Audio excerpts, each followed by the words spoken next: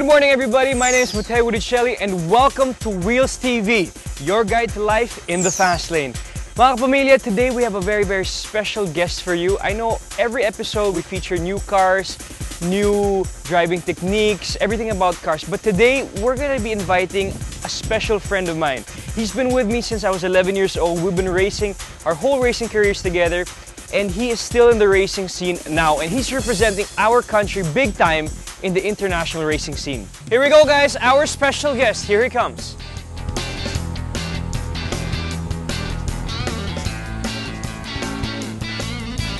Good morning, guys. Good morning, Matt.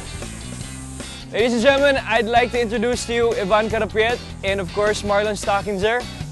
Welcome to Wheels TV. Thanks for having me. This is our season 2, our coolest high rating show all about cars. And now this episode is going to be all about Ivan and you. So welcome to the show. And ladies and gentlemen, I'd like to introduce to you Ivan Carapiet. He's been our teammate since we were 11 years old. And Marlon naman, the three of us been in the racing scene since we were 11. And he's the only one standing right now and he's representing us in the Philippines. Anyways, let's talk. Let's get in the car. Let's talk about your career. Let's talk about how things are going. And you have a nice car, man. Tell us more about your car. And you can follow us with the van in the back if you want. No, I'm joking. You sit in the back. Let's go.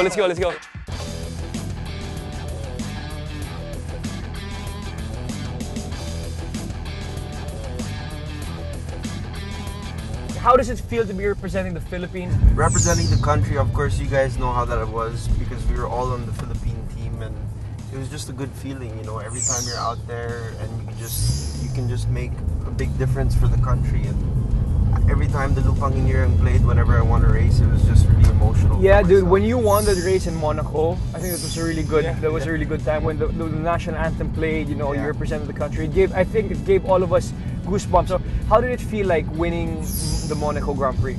It felt amazing. I mean, first off, it was my first time there, and I just went there with really no expectations. Just wanted to do my best, and in the end, it was a win, and I couldn't believe it. I mean, if there's only one race you could walk away and win, it would be Monaco. Yeah, Monaco. So it's just really cool to be part of that and to make history. Establishments like Quezon Racing School, the Toyota Vios Cup. I think the things are making things bigger and bringing racing to a more commercial scale. The Nissan GT, which you're doing. Can you tell us more about that? Yeah, so what Nissan is doing now is they brought the GT Academy here to the Philippines. What's that? It's basically a way for kids who have no means to get into racing, to become a professional racing driver. And it's simply by using simulators, and it's for free as well. Marlon, do you think a video gamer can be good in the racetrack in the real thing? I think it's possible. Obviously, nothing beats like the real experience. Nothing beats the grassroots like we all did, you know, in go-karts. You guys know how that is. You never lose the basics. That never leaves you in your life. You know, it's so cemented in all of us. Guys, this is only on Wheels TV, okay? You can only get this scoop from Wheels TV. So, Marlon, do you have a chance to Formula 1? I think, yeah, of course I have the chance. I mean, I've been now with Lotus F1 in the junior program. I've tested the F1 car. I'm literally racing in the levels that are just below F1. You know? Okay.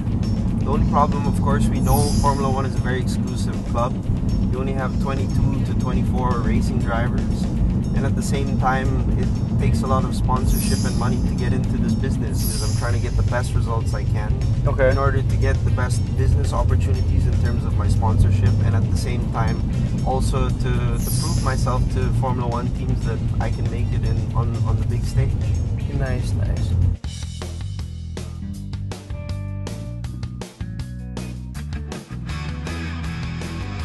What does it take to be in your level? Well, it takes a lot. I mean, as you guys know, I have to do a lot of training. And as you guys know, obviously, I'm always with you in the triathlon. It's really good cardiovascularly. You need to be fit. And at the same time, you also need to be very strong. So it just helps you keep your focus, your concentration, and not make a lot of mistakes. Can you explain to us, like, how physical is racing? It's very physical. I mean, the races are long. We have in GP2, it's an hour race and a 50-minute race. In World Series, you have 2 40-minute races.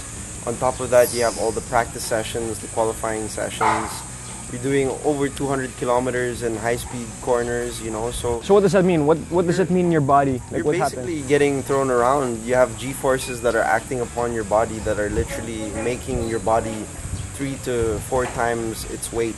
What's the difficulties? What's the challenges emotionally, mentally, living alone in Europe and just living for racing? With anything you do in life, there's ups and downs, but for me in racing, it's just about being away from family, away from the Philippines. I had to obviously leave everyone behind in order to pursue my dream, and that's what it really takes. If you want to reach the top level in anything that you do, you have to make sacrifices. Exactly. And obviously, I live with those sacrifices, but then in the end, I'm quite happy where I am today, you know. For the aspiring drivers, for everybody that wants to climb your ladder too and be in the Formula One in the future, these little kids in the grassroots of motor racing now, what can you say to them, bro? Yeah, I just have to say, obviously, focus on your dreams. I did it when I was a kid, and honestly, it was the coolest thing that ever happened to me.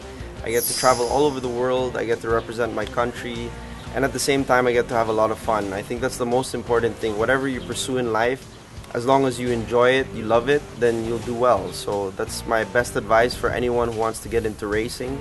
And I really believe the next, Filipino racing driver can do well, and I believe in the next generation. The future of motor racing here in the Philippines, like let's all pray, let's all support him. Hopefully, sana guys, he'll reach the Formula One. Dude, thank you again. Congratulations. We're all here for you, the whole Philippines. Thanks, guys. Thanks, man. Thanks, Matteo. Thanks, guys. Marlon Stockinger.